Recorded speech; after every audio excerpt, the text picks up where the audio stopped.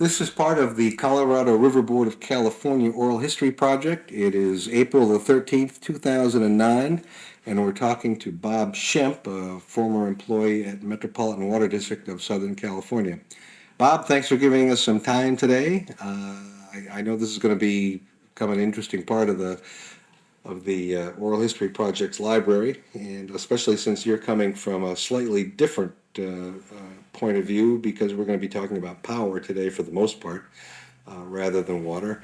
But before we get into that, let's talk a little bit about how you wound up at Metropolitan. Tell us a little bit about your background. My background went to Cal Poly Pomona, majored in mathematics, and needed a part-time job getting through school one summer, and What year are we talking about? we're talking about 1968. And to continue paying for the bills, I took a job with Met, actually in the soils lab, compacting dirt on a backfill on the second lower feeder. And that company was a pretty good company to work for, so after I graduated from school, I decided to go back to work in the soils lab, and instead they suggested I work in LA. And with that, a very influential person in my life, Bob Whaley, was the Colorado River Aqueduct engineer at the time, and kind of took me under his wing and led me down the direction of power, pretty much doing much of the legwork on a lot of the activities out on the aqueduct, as well as the power end of the activities, everything from routine billing monthly. I think back then our annual power bill was like $8 million a year, which I know we'd like to have right now, but it's nowhere near there. And so I came up pretty well through the operations end of it. But by 1975, I think it was, I wanted to get more into the contract negotiations and more of that type of activity. So I had a change of venue and moved over to resources. And while over there, I went back to school and picked up my registration in electrical engineering.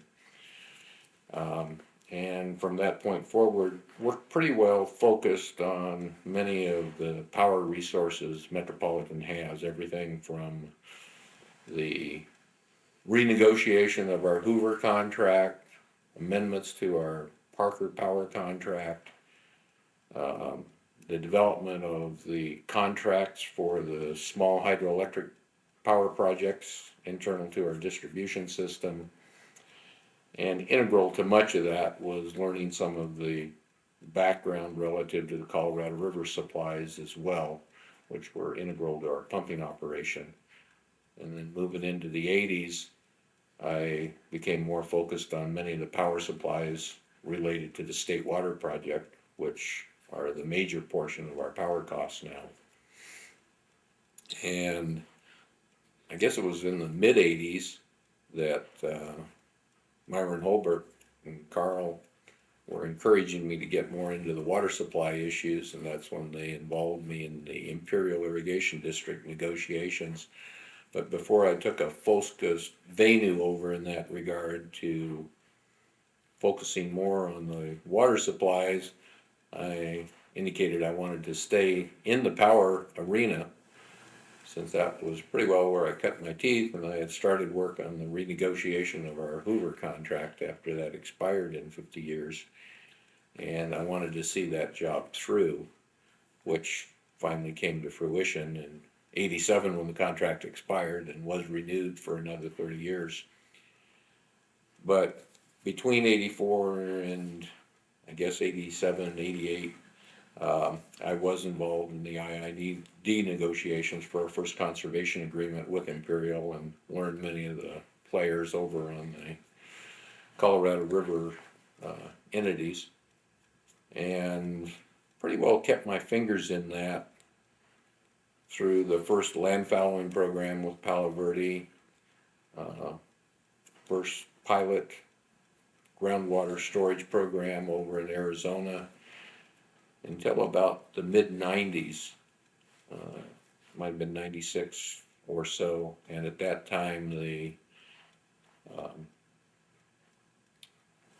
power industry was going through a major change where they were basically selling off the transmission, forming an independent system power operator, and changing the forefront. And at that time, it was pretty well decided that I needed to focus totally on power issues, and pretty well did that until I retired in 2000.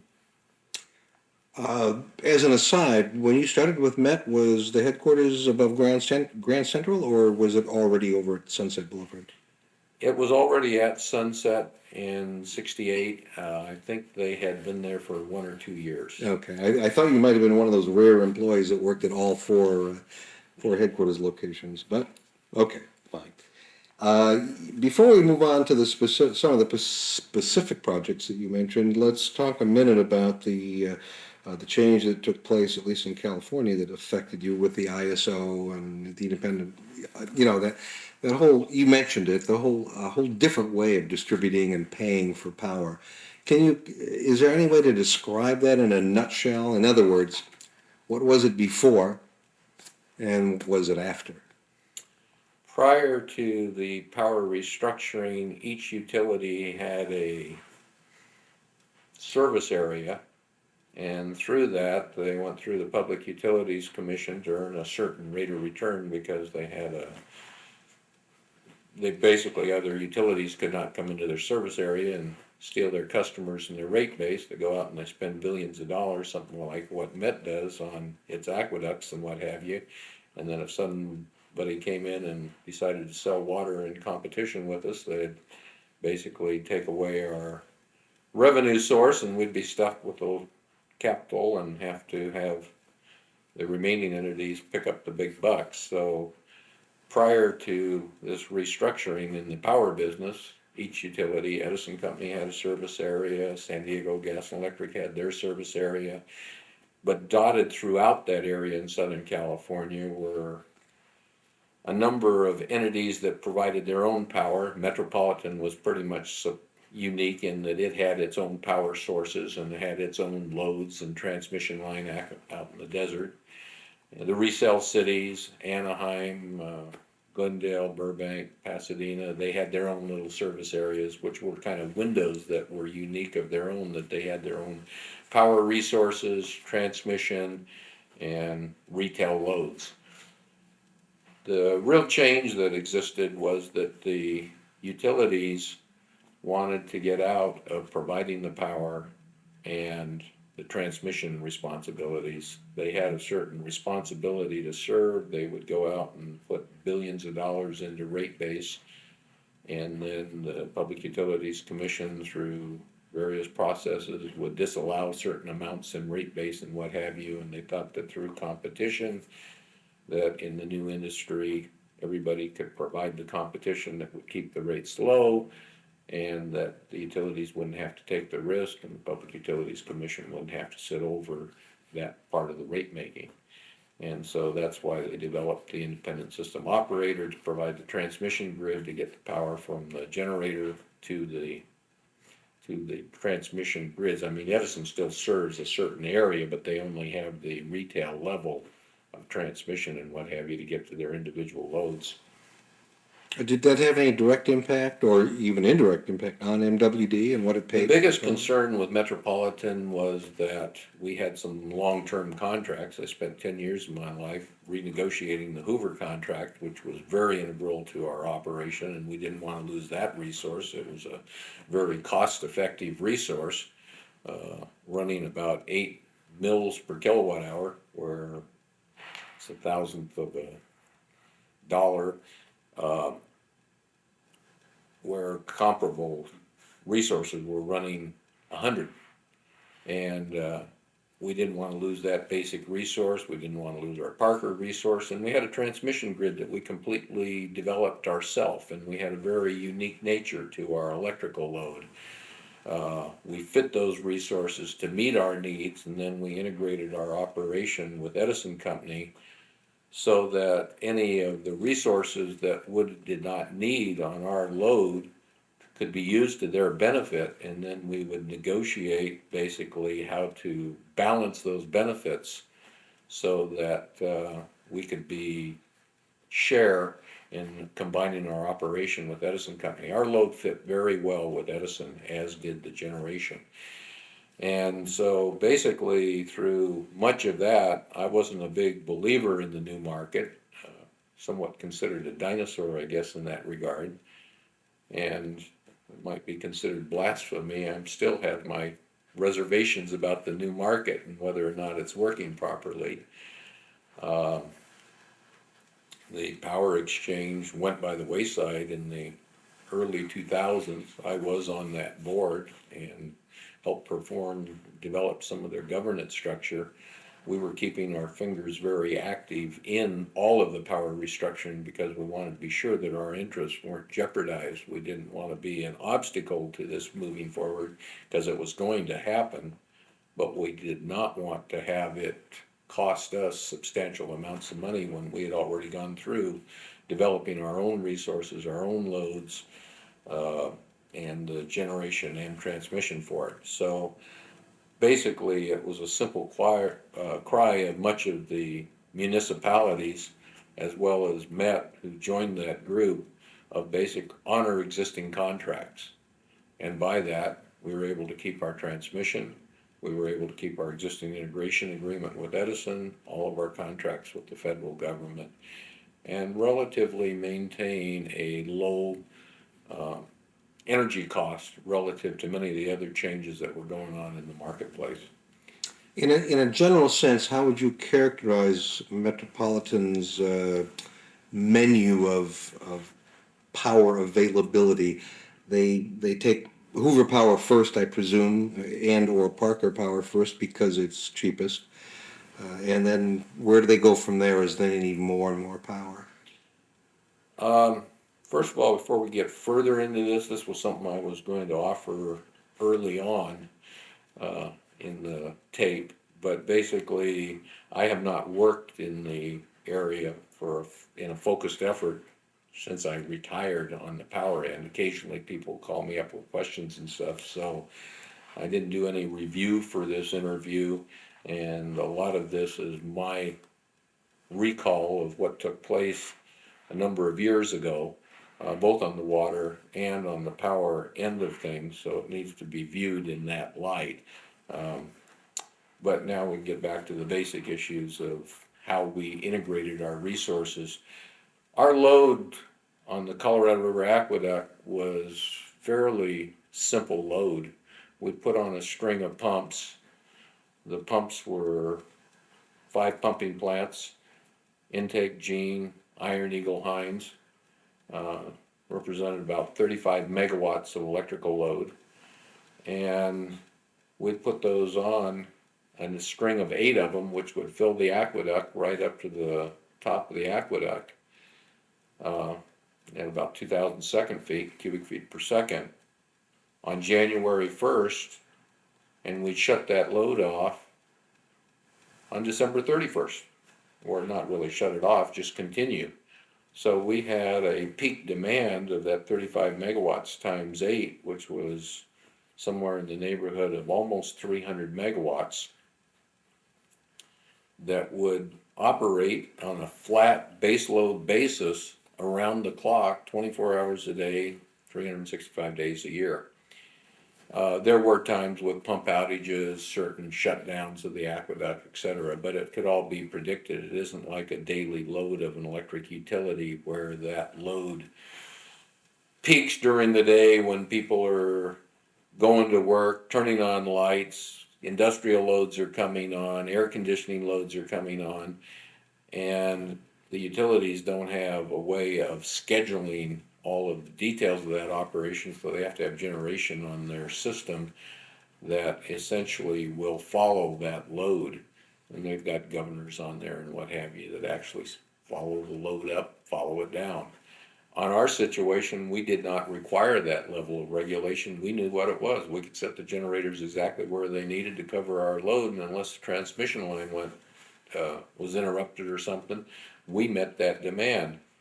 So we would go ahead and basically take our hydro resources, which were from Hoover Power Plant and Parker Power Plant, to meet our peak demands during the day, which again, it was 290 megawatts, and the peak demand during the day was the same at night. But since the power resources were more expensive during the day, we would use those low cost resources that were the same whenever we used them during the day. And then any resources that we needed to fill out the rest of our 290 megawatt demand during the nighttime, when the rates were the cheapest, we would buy in the energy market. And up till 87, we were pretty well restricted in that energy market to buying it from Edison Company, which is one of the things that we insisted on the renewal, that we be able to buy that from any source. And You mean the Hoover renewal? right, Okay. under the Hoover renewal, which expired in 87, we were successful in renegotiating that for providing any additional power, which saved us a significant amount of money.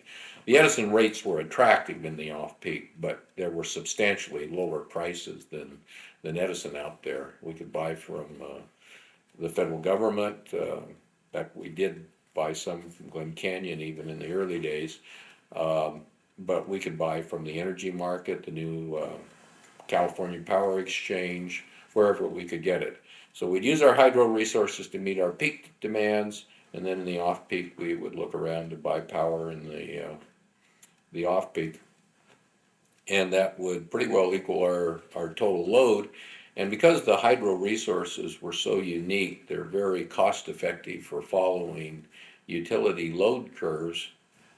We would integrate our operation with Edison Company, where they would use our Hoover power to follow their load and provide our generation from their big base load generation, which would be their coal-fired power plants and their nuclear plants that they usually just put on to meet their base requirements around the clock. And that creates major benefits for Edison to try and spin some of their units, their oil units and what have you, to follow load is not very cost effective. It's very expensive, and it saves Edison a significant amount of money. And out of those benefits, that's one of the things out of the renewal that we received a couple 100 million extra kilowatt hours a year at no cost, so to speak, because that was some of the benefits that they derived out of using that peaking capability out of Hoover Dam. And that 200 million kilowatt hours was the equivalent of pumping about 100,000 acre foot, about 10% of the overall load on the Colorado River Aqueduct, for free every year. So again, made some major benefit saves for Metropolitan. We should point out operationally, you made note of Metropolitan's 5 pumping plants, and then with regard to power usage and pumping water, each of those, I just want to make this clear for anyone that's listening, is each of those plants includes 9 pumps, and the plants have to match. You have to have, if you're going to run one pump at one plant, then they all have to be on one. And as you noted, 8 pumps would fill the Colorado River Aqueduct, but Metropolitan could operate with 2 pumps at each plant or 4 pumps at each plant, or a number of variables. But anyway, we had the number 5, which is the total number of pumping plants, and then 9 pumps at each plant. So, okay, so we got that clear. That's correct. That's the background. And basically, once we started the flow on the aqueduct, with some minor adjustment capability at our first 2 plants at Intake and Jean, once the water was flowing, there was no reservoirs at the individual plants along the way. We'd have to pump it or it'd get spilled. So that's why, in essence, when we were on a 1 pump flow, all 5 plants were on. We would use a little bit of the flexibility we would have in Copper Basin Reservoir, which is just downstream of Jean pumping plant. Of Jean plant. It's actually upstream. They have to pump up the hill to get it up there.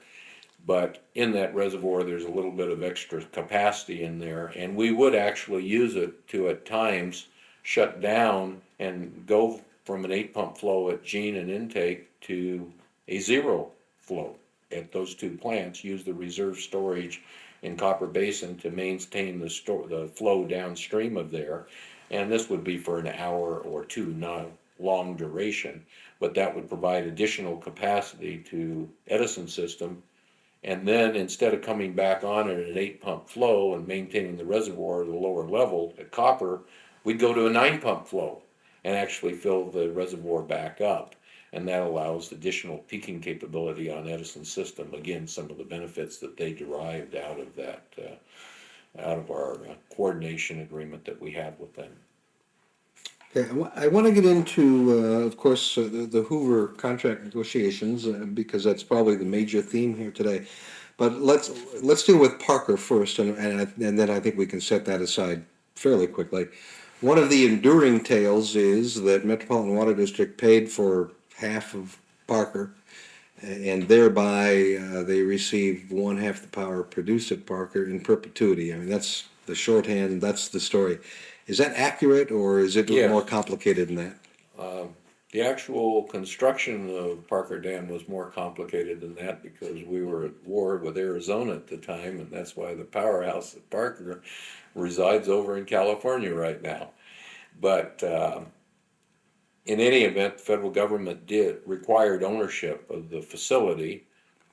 We needed a desilting basin for our intake plant, and so we basically, I believe we paid 100% of the cost of the dam and 50% of the cost of the power plant, and basically received one half of the power output of the facility.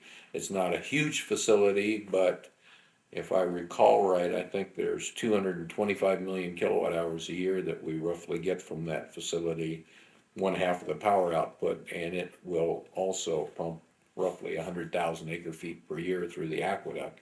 So, another 10% comes from that half of the power production. But we paid for one half of the power output, the United States paid for the other half, and later on, that half was combined with the construction and the power output from Davis Power Plant, hence the Parker Davis project.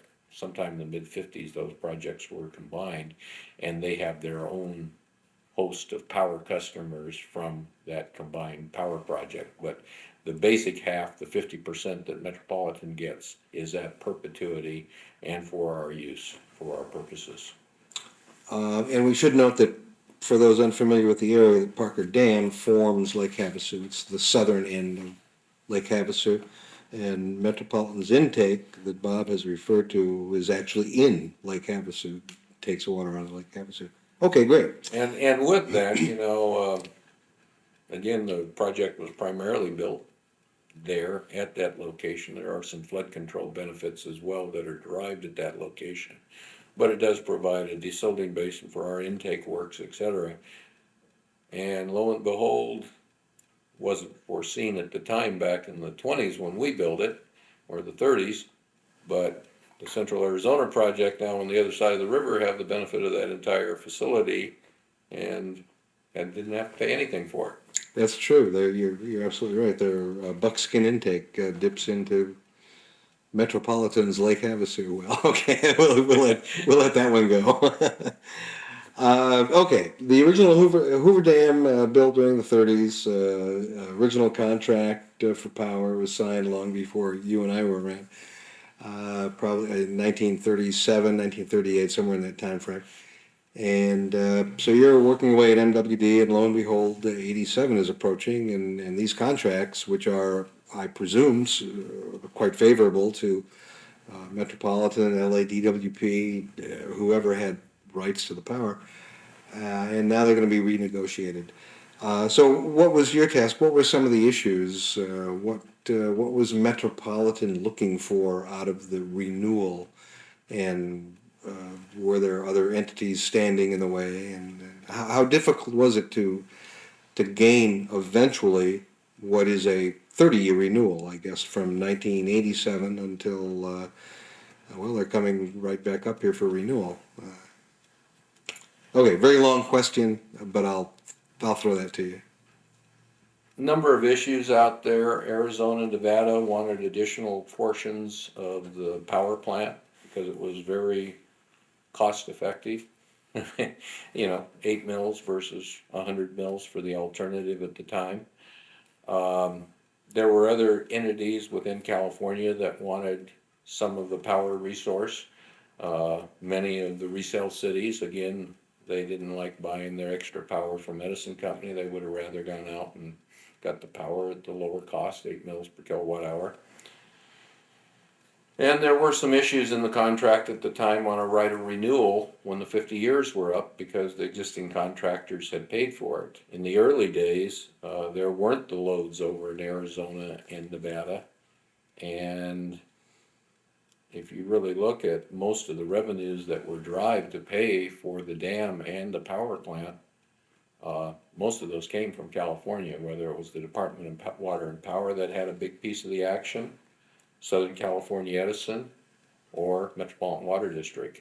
And you look at who paid the costs of the facilities, even though it was a federal facility, it was pretty well financed in California. But there were some obligations to provide some of the power to Arizona and Nevada, and they grew into their demands.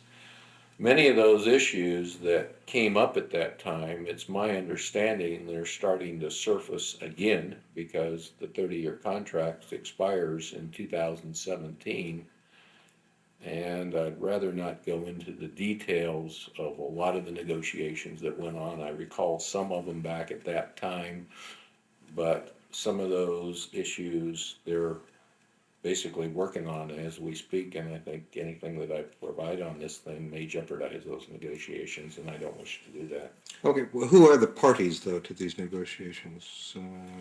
Certainly Metropolitan Water District and the federal The government. players at the time back then in the negotiations, federal government, who actually owns the contract, operates the power plant, Department of Water and Power, City of LA, Southern California Edison, Metropolitan Water District, and at that time it was Glendale, Burbank, and Pasadena, who aren't really the quote resale cities of Edison. They are on the fringe of LA and have their own service areas. And then there's the resale cities, which Anaheim comes to mind, Like Pasadena? Azusa, Pasadena. Well, Pasadena is one of the ones that's close to LA, but Azusa, Banning, I don't, there's 8 resale cities and I don't recall right now. At one time I knew all their names, but they don't remember my name either, so. Well, we don't know that. Anyhow, there were a lot of players at the table, and over in Arizona, they had their own entity for the state of Arizona that was negotiating for the state of Arizona. They had an entity that was recognized as they did in Nevada. California didn't have that entity, other than we were somewhat collectively represented through the Colorado River Board. Was there any particular, the original contract was 50 years, the renewal in 87 was 30 years. Was there any particular reason for the 30-year instead of a 50-year contract? Yes.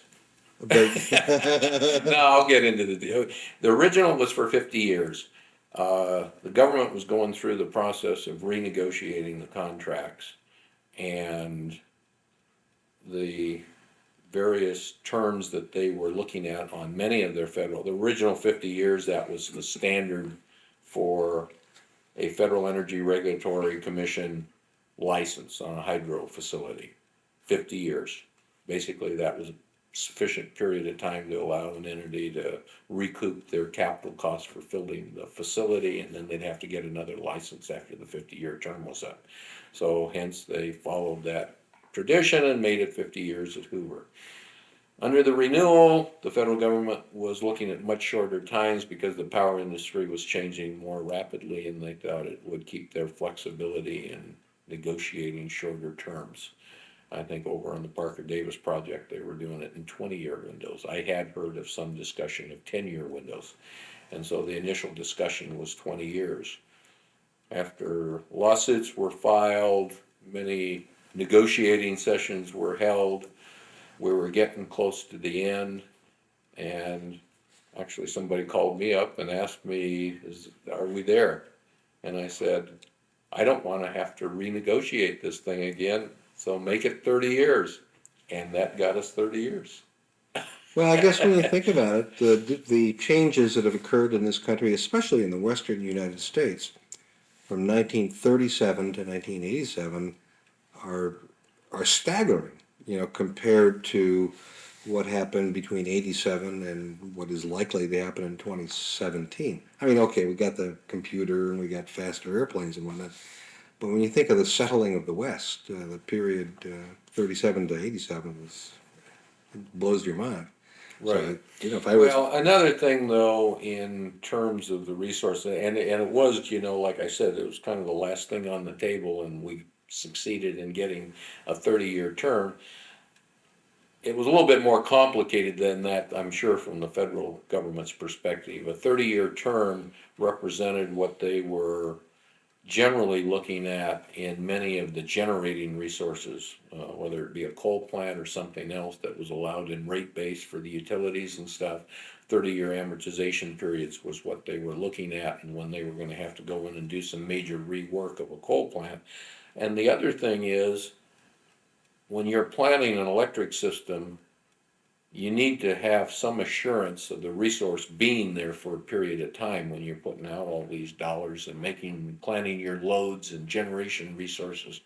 In other words, are you going to go spend another $2 billion on another peaking generating unit for your system if you know that you're going to have a hydro resource there for 30 years? You may not go build that generating plant. If it might be gone in 10 years, knowing that it takes almost 10 years to license a plant today, you might have to go build it, and you're going to have to build extra resources. So there were some other considerations in arriving at that 30-year, and I'm hopeful that that term holds out of this renewal process that they're going through right now, because it is a very substantial resource, and if they're really trying to minimize the amount of added generating facilities and what have you, you put on a system with the uncertainties that surround every renegotiation, especially one of that nature, which takes almost 10 years to negotiate. 30 years is a reasonable time frame as well. one more item on Hoover that comes to mind, and this probably has nothing to do with the negotiations, but I'll ask you to comment on it because I happen to be directly involved in the new visitor center at Hoover Dam. And I had nothing to do with how it was being paid for. I mean, I didn't care one way or the other, but it seemed to me there was some controversy at the time that the visitor center was being paid for by the wrong people, or the power people were paying for the visitor center and not the one. It seems like a fly on the or a gnat on the butt of an elephant, but those are the kinds of things that really get people talking and get their heads shaking. I, Well, the issues with the visitors facility were that Hoover Power Plant is an engineering wonder, really is, and people today love to go through that facility. It's quite a monument, especially when you realize that it was constructed in the 30s by 6 agencies, under budget, and the whole power plant, the whole kit and caboodle, granted it was in the time of the Depression, $65 million facility.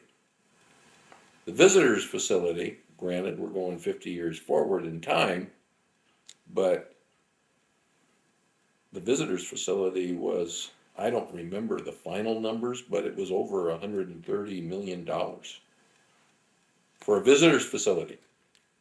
And I think the preliminary estimates were in the neighborhood of $80 to $90 million, which is still an eye-opener even in today's world, so somebody can see an engineering feat. And the Hoover contractors, that was one of the things that was on the table. They also wanted to build a bridge across and thought they could add that into rate base too, because we paid off the 65 million, so we just throw a few little extra breadcrumbs here and there. And we definitely put our foot down on the bridge. We thought the visitors facility, there were some safety issues involved. The original plant didn't provide for all the visitors. They were using some old elevators. The overall movement of people through the power plant, although it didn't, if it was a major problem for the safety and what have you, they just wouldn't allow it. But it was very cumbersome.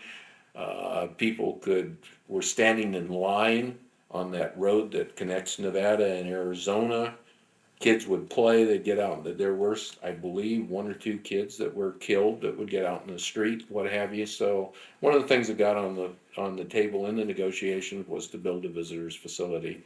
The power customers agreed to it, and we didn't know how much it was gonna cost. And it cost a ton. To some extent, I think it was gold plated. We went ahead and tried to put the controls that we could on the federal government through the various operating committees that we formed. And I think basically developed a joint effort with the Bureau to minimize the power impacts on the power people because they You mean were the having financial impact? financial impacts. And so there are fees being charged now, where before it was free to go through the facility. Um, and there's a number of different items that they developed revenue sources. There, you can take a little boat ride around Lake Mead, and the revenue that comes out of that goes towards. And you know, you're talking at least 1 million visitors a year to that facility, and you know, million here, charge them $3, that's $3 million towards amortizing that big cost. It really adds up, and so we did form a joint powers agency for that effort, and have tried to minimize the cost. I still don't. The facility was very expensive in any give and take of the word, and one of the hard pills to swallow. But we still got a resource that was only 8 mils per kilowatt hour. There you go. And I don't know what the rate is now. That's what it was when I retired. I'm sure there's been some O&M increases and what have you. Well, let's talk a little bit about your involvement.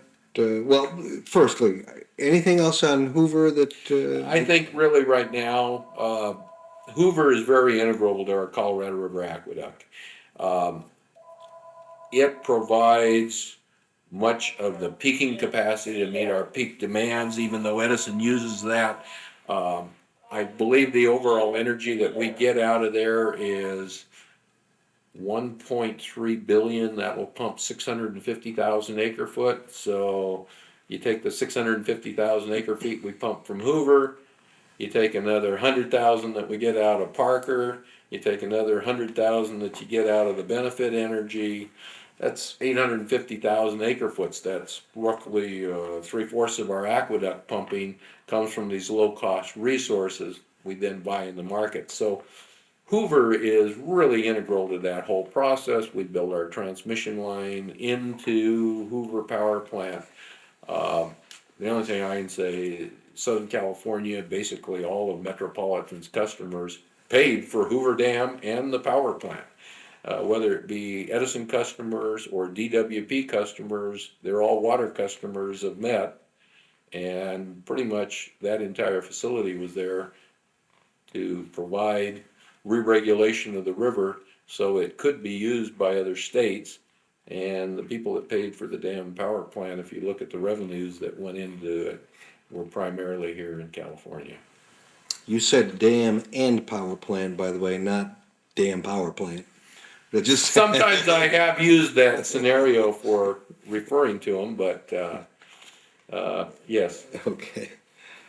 You were at the forefront at Metropolitan in the early 1980s. People talk today about green energy and recycling and recover and all that kind of stuff. But in the early 80s, Metropolitan moved into a small hydro. In pipeline hydro, taking advantage of potential energy and falling water. Probably spent more money than they needed to, only because they were ahead of themselves. They were ahead of time, and ultimately, it paid off. But what kind of negotiations or what kind of discussions were going on at that time? Because energy was relatively cheap, and Metropolitan is spending millions of dollars installing what are now 15 or 16 small hydro plants. How did you, where was the board on that? How did they get talked into that kind of an investment at a time when we weren't thinking green? The issue was whether or not the projects could pay for themselves. Originally, when we built the Colorado River Aqueduct, and to get the water here to the coastal plain required lifting the water some 1,600 feet in the air if you look at the collection of the 5 pumping plants and the elevations they pump through. Once they get there, the last pumping plant is our Heinz pumping plant, and it flows by gravity from there into Lake Matthews. And from there, it then flows into our distribution system and throughout, and this was all prior to the state water project as well, but we had excess head, which is the pressure that is in the water that could not be delivered to our member agencies or blow their valves apart. So we built pressure control facilities to basically break that head, reduce the pressure on it, so that we could distribute it through our system. And the issue was even looked at back in the 30s when our system was built. Hey, these pressure control facilities, we could build generators there. And they looked at the cost of building the generators and putting them at these pressure control facilities and the amount of power that we could get from that generation. And when oil was running, believe it or not, back then, $1 a barrel, it just wasn't cost effective. Well, as we were going into the latter, actually it was the latter part of the 70s, 75 forward, we started looking at this. That's when the oil embargo was kicking off. Oil was, I don't know, heading up to $50 a barrel or more, even back at that time. We ran some very conservative numbers on, or 50 mils per kilowatt hour. It wasn't up to $50. I think it was $30 to $40 a barrel at the time. In any event, we ran some very conservative estimates in terms of what our demands were going to be so that we could actually determine the amount of energy we would generate with it. You know, you might be able to generate a megawatt for an hour, but if you don't do it all day, you don't have much of a resource to market. So we had to figure out how much energy, and we used conservative estimates. We used conservative values on what the energy price is that we could derive for the sale of that power. And based upon that, went through looking at the economics of whether or not the generators would pay for themselves. And if they had, and I don't recall the actual detail of it, I think it was a payback of the capital cost of the facility within 5 to 7 years, we'd go ahead and build the facility. And that's pretty much judged whether or not we would put any of the power plants internal to our distribution system. And there were some of them that were off of the state water project as well. They had more head on them because they were going over the Tehachapi Mountains through that pump lift. And in any event, we developed them in phases. I think there were 3 phases, and we marketed them accordingly. The first 5 phases, first 5 generators, phase 1, we marketed it collectively, and we basically canvassed the market to see who was interested in buying it. We went out to Edison Company, we went out to the resale cities, Glendale, Burbank, and Pasadena, as well as the Anaheims and what have you. And we asked DWP, California State Department of Water Resources, because their contracts were up for reconsideration in 1983. They were looking for additional resources, and we basically took the highest bidder. And we're successful in doing that with the various phases. And things were pretty much up in the air, but it was at a time that with the oil embargo, us trying to reduce our dependence on oil, saying we, I mean California and the rest of the country, for the most part, much of the power was being marketed to Edison because they would have the highest cost. They were very dependent upon oil, and their avoided costs, the costs that they wouldn't be generating from would be oil-fired generation. And because of that, they could offer more for the resource. And so we locked up many of the contracts with them. However, in '83, we did dedicate the first 5 plants to Edison, to DWR under a long-term group of contracts. The others were marketed primarily to Edison, with I think one exception. Etiwanda went to PG&E, and that was kind of the last unit that we brought online. It wasn't in phases 1 through 3. It was in the last generator that we constructed. We marketed that to PG&E. I think we still sell that to them through a combination of agreements. But the first one was the DWR on their 20-year or longer contract, and I believe that still exists. The others were marketed to Edison. Those contracts expired in 2003. I believe that was the time, and I don't know what the current status is on who they're being marketed to. But in any event, if you look at all the costs of that program, I think within 5 years, the capital costs of constructing those projects was fully paid off. So it was a real moneymaker for Metropolitan. Say moneymaker, it helped offset the power costs that went into getting that extra head on that water so that we could generate once we got it in Southern California. But it was a major cost saving program for Metropolitan. And that continues today. And that continues to this day. I'm not sure that we get as high a prices as we used to, but I don't know what's in the new contracts right now. All right, then let's move, lastly, with regard to power anyway, let's move to the State Water Project. An area that I don't know a heck of a lot about in terms of how their power contracts work. So what was your involvement with power usage on the State Water Project? And Primarily up through 1983, 84, I had primarily focused on the Colorado River aqueduct power resources, and then started working on some of the State Water Project items at that time, and began familiarizing myself with the power operations on the State Water Project. Much more complex than the Colorado River Aqueduct. They do have reservoirs along their system. They are able to, in essence, shut down their pumps, or at least when the flow was less, during the on-peak period when the energy was most expensive, and they would take their hydro resources and baseload resources, market them in the outside market to the extent they could, and then buy their energy in the off-peak. And I started familiarizing myself with their resources. Most of the negotiation that had developed at that time, Edison or DWR was working under some long-term contracts that expired in '83. okay, let me have you hold that thought, only because we're running out of tape here.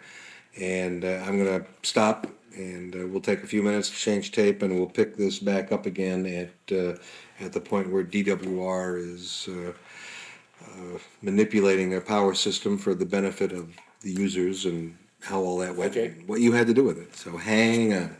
As I previously indicated, most of my involvement started in the early '80s and familiarizing myself with many of their power resources and what have you.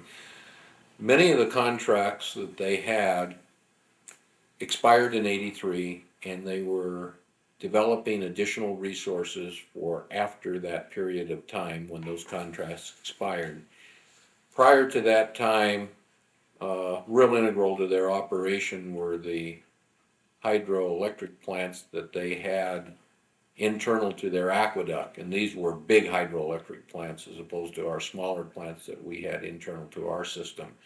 They had power plants at Devil Canyon, they had power plants at Pyramid, they had a joint venture with the Department of Water and Power at Cass State, they had a power plant at San Luis, and then of course the biggest, which was really is below Orville, is Hyatt Thermalito power plant, which all of the power from that plant was obligated for pumping in the aqueduct, but the peaking nature of the resource and what have you went to the major utilities in the state, with the exception of DWP. They opted to stay out of it, but it was Edison, I believe, San Diego Gas and Electric, and PG&E that got the power output from Orville, and then gave it back to them during their need in the off-peak, and then they would supplement their energy requirements through purchases from what they called the supplier's contract, a very favorable contract, negotiated in the '60s for 3 mil power,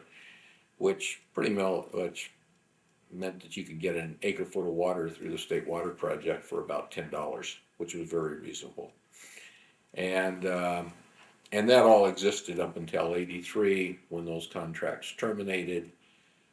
And PG&E did not opt to be involved in the renegotiations, nor did San Diego Gas and Electric.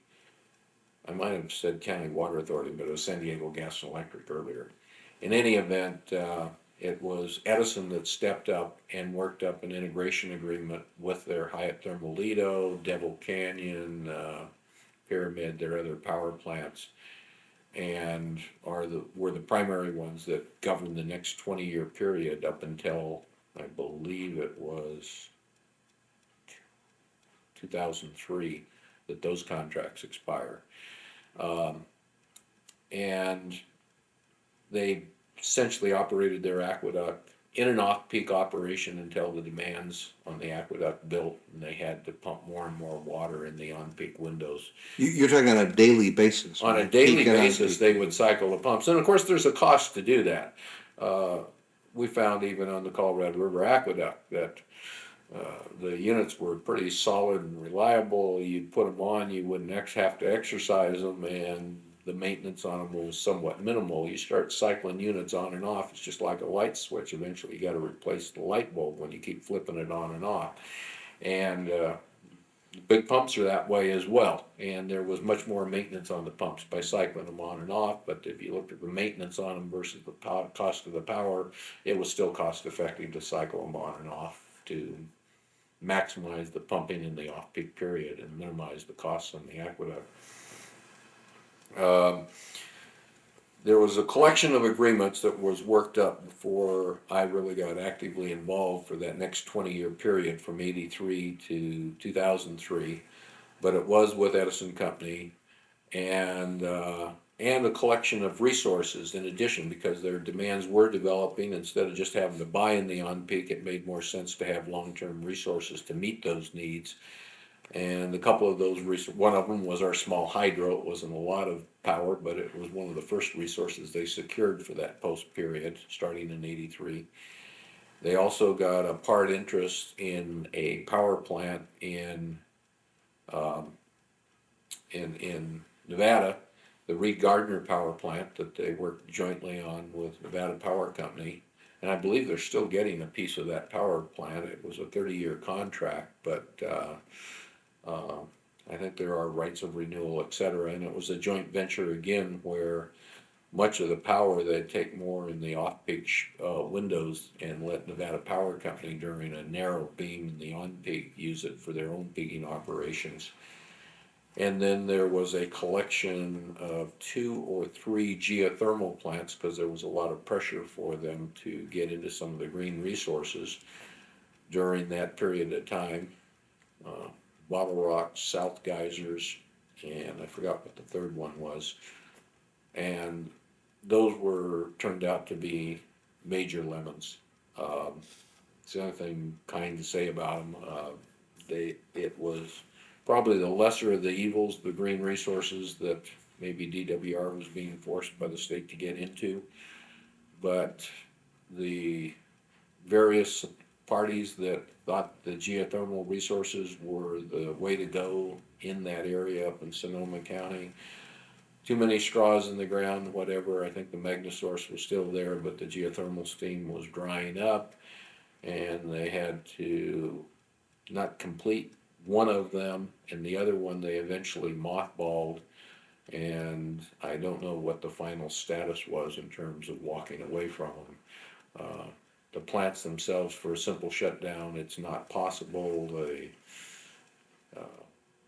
geothermal steam, when it's brought up from the ground, has arsenic and other toxic materials in them, and it all needs to be hauled away to a hazardous site, etc. So the facility still may be there.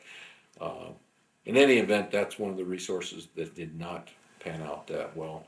Well, since you brought up Bottle Rock and South Geysers, rather than leave a void on the tape, they are both still there. They cost about $1 million a year to maintain. My understanding is that the contracts require the department to restore the area to its natural condition if they ever abandon them.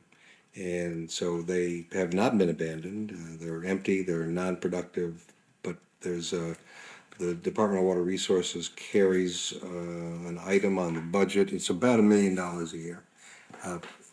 Which is probably the most cost-effective thing to do at this Exactly. junction. Right. By spending the million, they don't have to spend, 40 times that to restore the area. So, yeah, very interesting. Bottle Rock and South Geysers, if anybody ever wants to do a research on projects gone bad, those are a couple of good ones. So, I'm sorry, I just Okay. wanted to bring that to a conclusion. And the next major window in DWR's arena, as long as the contracts were honored under the renewal, under the restructuring here in California, and hence one of the reasons DWR joined the Resale Cities and met in on the cry in the restructuring of honoring existing contracts, was going to be after 2003. And I believe under that, the Edison operation of Warville terminated. I do not know what the status is. I imagine that DWR is operating it themselves for the benefit of the State Water Project. And they have another major element that's been ongoing was that the Hyatt Thermoledo plant, which again, very integral to their operation like Hoover was to ours, was a 50-year contract for the license of that power plant, and that expired in 2007. And I believe they're under the renewal process right now for that resource and renew it, basically having a 1 year at a time renewal while they meet the various demands that are placed on them. How would you characterize the relative cost on the Colorado River Aqueduct versus the cost on the State Water Project to move an acre-foot of water a given length, or maybe to deliver it to MWD, whatever works there for you? I just try to give people a sense of cost here. On the Colorado River Aqueduct, the net cost, the net amount of energy is roughly 2,000 kilowatt hours per acre foot. The State Water Project, it does vary somewhat significantly between the east and west branch. The east branch being the one that terminates down in Lake Paris, and the west branch being the one that terminates at Cass Stake. If you look at the power recovery along the way on the aqueduct, the net requirements, I believe, on the east branch is about 3,400 kilowatt hours an acre foot. And on the west branch, I believe it's around 2,600. The overall average between the two is nominally about 3,000 acre foot. I think we used to look at it in terms of mined hook, where a barrel of oil would generate roughly 600 kilowatt hours. So it'd take 5 barrels of oil, if you will, to pump an acre foot of water from the delta net through the aqueduct and deliver it to Southern California, the equivalent of the 3,000 kilowatt hours an acre foot, and roughly three barrels of oil on the Colorado River Aqueduct. Colorado River Aqueduct was less energy intensive. The actual unit cost in terms of the power varies significantly depending upon the conditions that existed. And many of the times what we were doing was looking at a balance between the water quality issues in Southern California, with the State Water Project water being better water quality in terms of overall total dissolved solids than the Colorado River Aqueduct, being probably the preferred source, other than the fact that you had added treatment because of the human contact on the State Water Project, with probably the better supply to have. But if you look at the energy cost at 3,000 kilowatt hours versus 2,000, it was better to have the Colorado River. Well, I do recall at times we were getting energy from Edison on the margin. The last acre foot of water through the Colorado River Aqueduct was running maybe, say, 20 mils per kilowatt hour. That equates to roughly $40 an acre foot. Well, under the supplier's contract on the State Water Project, it's 3 mils per kilowatt hour and 3,000 kilowatt hours, it's $9 to $10 an acre foot. Well, that's kind of a no-brainer. You go ahead and you take the better quality water at the lesser cost, even though it's more energy intensive. That all changed in '83. The supplier's contract was gone at the 3 mills, and their marginal cost was the same kind of marginal cost we were looking at the Colorado River. And so the energy at 2,000 kilowatt hours for an acre foot pretty well demanded that we maximize the use of the Colorado River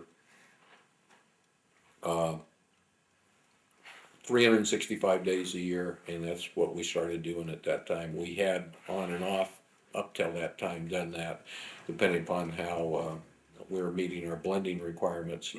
So it varies depending upon what the marginal resource is at any instant as to putting that energy into the grid and pumping that acre foot through the respective system.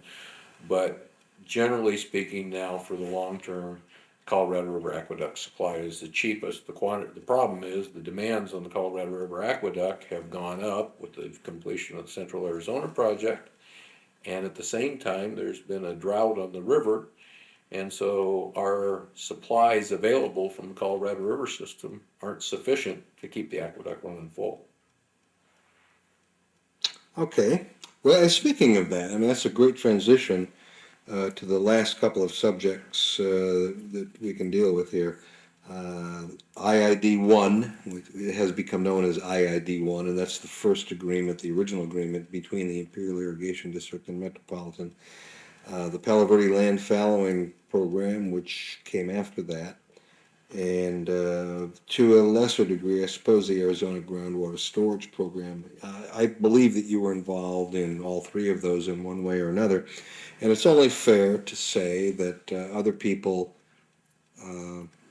who are part of this oral history project, who are perhaps more directly involved with those, or maybe for a longer period of time, have already been interviewed. So, I say that just so you don't have to replow some old ground. But we are interested in knowing what your direct involvement was in those, and some of the characters that you ran across, or some of the issues that you had to deal with, or some of the unique things that came up during that period. So given that, let's start with IID-1 first, and again, that's an agreement between Imperial Irrigation District and Metropolitan, whereby Met paid to conserve the water, and IID sent to Metropolitan the water thus conserved. I mean, that's the nutshell. So what's the nut? I began getting more involved in the Colorado River water negotiations about 1984, 85. At that time, IID was getting increasing pressure for the Salton Sea rising up, and there were some lawsuits that were filed over their waste of water, and the State Water Resources Control Board held a series of hearings. And the issue out there was that if gone to fruition and all the lawsuits had been settled, etc., maybe IID would have to pay for the conservation and conserve the water without any help from an outside agency. In Metropolitan's perspective, there were some unknowns in that lawsuit, and there also were the issues of we could afford to pay for the water as long as we'd get the guarantee. Because we had a low priority on the river, we knew there was going to be a time that we might be cut off, so we wanted to get a higher priority to that water, and so if we paid for the cost, we wanted to guarantee the water that was conserved. Hence the basis for the negotiations, and those got rather drawn out for a long period of time. Not to mention of which, of course, as in any negotiations, the issue was price. There was a lot of thinking that the price of the water should reflect the price that we sold the water for, instead of what the cost was for the conservation. Those negotiations went on for 3 or 4 years. I think it was '88 that the final activities were completed. And I was very much involved towards the end, both with the final agreement where I worked with Bob Edmondson, who was a consultant that was hired by ID to see if he could basically get away from a lot of the political infighting that had been going on between the agencies and get down to some of the nitty-gritty engineering end of the agreement that might work. And one of the keys, I think, in that agreement, I guess I'll take the credit for it, was to try and find a way where the boards weren't having to approve every conservation agreement that went on in Imperial, but instead there was a coordinating committee that was going to be composed of a staff person from Imperial and a staff person from Metropolitan, and then a third person at large, and not having much of a background in terms of the water business of how these coordinating committees should be formed. If you actually look at the details of the agreement and that coordinating committee, I lifted it very liberally from the Reed Gardner Power Plant Agreement and the coordinating committee that was between DWR and Nevada Power Company in coordinating that power operation. And actually that is one of the keys, I think, to making that agreement work. We were able to write a check for $100 million and they were able to conserve 100,000 acre foot, and I think that agreement came in at cost, and we're getting 100,000 acre feet and basically avoided a lot of the political problems that we were having with the earlier discussions with the two agencies. But the agreement was not agreeable, if you will, to everyone in Imperial. I mean, that was a difficult agreement to come to, was it not? In terms of the two boards, Met's board and IID's board. Well, some of the underlying problems that existed was just having an M&I water user come in and take over 100,000 acre foot of your water supply. M&I I standing. mean, a ghost town can be developed eventually, and there was a lot of concerns of just once the camel gets his nose into the tent, look out. M&I standing for, Municipal and industrial use. as opposed to I mean, if you ag. look at the overall use of the quantity of water, I don't know what the numbers are in today's world of an acre foot of water and how much of the GMP it might produce, but if you look at it in agriculture versus in the use in a municipal and industrial purpose, the factor is like 10 to 1 better for the higher purpose of municipal and industrial. That doesn't help the average farmer that basically had his grandfather develop the farm and's been farming this way, and suddenly you get all this socioeconomic dislocation, and there are lots of ramifications that can happen from taking water away from the farmers in terms of not just that farm going out of production. You also have the party that provides the tractor to that farm. You have the seed production. It has a lot of far-reaching impacts, and anytime these activities are done, you need to look at all of them. The nice thing about the conservation program was that we weren't changing any of the water needed for the agricultural purposes on the farm. We were just finding a way to more efficiently use the water that they did have on the farm and injecting $100 million into their economy in the process, which really provided a win-win situation. But you had to get into more the thinking of the farming community in order to get over the hurdle. And anyhow, that I did work a lot on the details of the final contract with Bob Edmondson, and then later in the, I forget what the term was that we used for it, but it was an amendment to it because we needed other parties to buy into the program, or else they could have picked off the water once we saved it. We needed Palo Verde's write-off, and we needed Coachella's sign-off as well. And they got something Yeah. for signing off. Well, Coachella got potentially half the water supply when they needed it. Right. Did that, let's move then to Palo Verde. Did that, I mean, you talked really about what are called third-party impacts. You talked about farmers and the camel under the tent and all that kind of stuff. So did that experience help you when you went into Palo Verde and attempted to do something different there? Yes, Palo Verde's situation is a lot different than Imperial's in terms of the region, the extent of the farming, and where they're located, et cetera. But we had been trying to negotiate an actual land following program where you would take some land out of production for a period of time and get the water that was conserved from it. There had been a template somewhat worked up. At one time, there was a nuclear power plant that San Diego Gas and Electric was trying to build called the Sun Desert Project, and they needed a water supply for that, and they negotiated with Palo Verde to actually fallow land, and they were going to permanently take the land out of production and take the water from that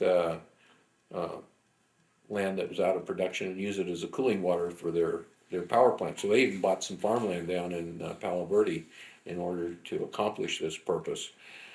So we had somewhat of a template. They had had some experience with it, and the people were not as negative for us moving into that, but we had some major difficulty getting over certain hurdles on how to implement the provisions of it. I wasn't involved in the early negotiations on it. And later on, when we attempted to move it forward, I did get involved in it and basically told them the actual implementation and what have you is how you want to implement it. My only concern is that the price be right and that we get the water. In terms of how you handle the third parties, how you handle the overall fallowing, because we're not going to do it every year. We still want the land to be in production when we're not needing the water supply. You need to find a way to work up the program, and we'll write it into the agreement so that it minimizes the impact on the valley. And that's really what they seem to want to have somebody understand, that there are, as an example, you can fallow land, but if you don't do it properly, it could turn into a dust bowl. There's no growth there, there's no heavy dirt clods out there, and the wind blows across, and it can be a real disaster in the area. And this was somewhat different than, there had been, quote, a form of land fallowing, only it wasn't for purposes of providing a water supply. It was basically the Soil Conservation Service had done this as a means of not producing surplus crops. And so they had some experience with these kinds of things, and much of what was we decided to do it as a test, see if both parties liked the agreement so that it wasn't going to be too prohibitive expensive and both people could get out of it. And we needed to have a way that we would get the guarantee to the water for a period of time, because at the time we were running a full aqueduct, the reservoirs were down somewhat. It looked like we could use an insurance policy. And so we got the federal government agree to store the water that we saved from the program in Lake Mead for 8 years. It did eventually spill, but we got the guarantee of an insurance policy for 8 years. And so we met those various combination of events, and I started out by telling them if we gave them the same price, the early offers that we were making to them for the land fallowing programs were just what they were going to make as a net profit if they farmed the land. Well, they're farmers, they like to farm. And if you're going to do that, they're going to continue farming. I told them we'll pay them more than what they were getting for farming. Might not be a lot more, but we were going to pay them some more than that. And anyhow, we met a lot of their demands, and that helped set the way for and I think it was a very successful test program, and we did get, I don't think it was a full 100,000 acre foot, but it was a sizable amount for 2 years, some 180,000 acre foot, 175,000 that we backed into Lake Mead, and the first time I ever know that an independent entity had stored water on the Colorado River system. It had always been everybody's water before. And anyhow, we got through that hurdle. We did work the test program out, and I think that helped pave the way for the longer term agreement that finally came to fruition. It must have been interesting only from the standpoint that Palo Verde Irrigation District is famous for being very protective of their status as the highest rights holder in California. So, very good. Let's move out of California then, and we'll finish up with, I think you were involved in the Arizona Groundwater Storage Program, whereby Metropolitan actually stored water, literally stored water in Arizona. Very unusual project. Correct. This was, I think it was in the early nineties. We had formed a committee of the three basin states to discuss ways to use the Colorado system more beneficially to the benefit of all the three lower basin states.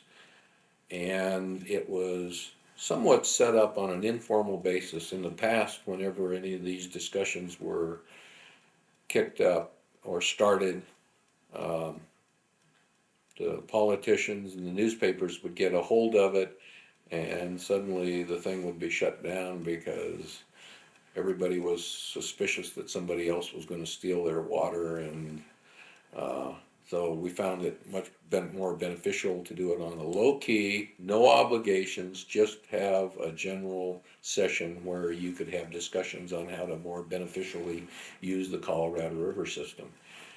And one of the things is during the buildup on the CIP, as the Central Arizona Project was building up its demands, it didn't have full use of its whole system. It wasn't storing all the water it could. The Colorado River system had extra water, and the thinking was that another state would pay to move that extra water into Arizona. They had plenty of places to put it because they had been mining the groundwater and had some major subsidence in some areas. So they had places to put it in the ground. As long as we paid the extra cost, we could store that water for them. And then at some later time, when they were having their full demands on the system, they would draw that water out of the groundwater, and we would get an equivalent amount of the water they would have taken from their aqueduct and pump it through our Colorado River aqueduct. Again, there was a lot of suspicion on this, so we went forth on a test basis for a very small amount of water. I think I recall it was 100,000 acre foot, and then to get a consensus buy-in by other parties, we agreed to share it with the state of Nevada. So we each stored 50,000 acre foot, and then later on, the cost of it got a little bit more expensive. They started looking at additional costs to put on it, and Nevada decided they didn't want to share in it. We went forward, stored some additional. I think we wound up with, I thought it was almost 100,000 acre foot, but I could be confused by that amount. Was the nature of that agreement a one-time, a short-term deal, or was it an ongoing? It was a test program, and I know there's ongoing discussions on it right now. The biggest problem is getting it back out. There were provisions in there that you had to get it out at a time that it wasn't going to harm the CAP. And I think actually I had talked with somebody at MET just recently. I thought it was going to be this year that we were going to get some of it back to help us out in this current year. Yeah, I think that's right. All right. Well, this has been very good. And I don't know about you, but for me, the time just really flew by. Anything I've forgotten to ask? Anything that's leaping to your mind that you 35-year career, there probably was a lot of it, but this has been great, Jay. Yeah. Okay. Very good. Well, Bob, thank you very much for your time. We appreciate it.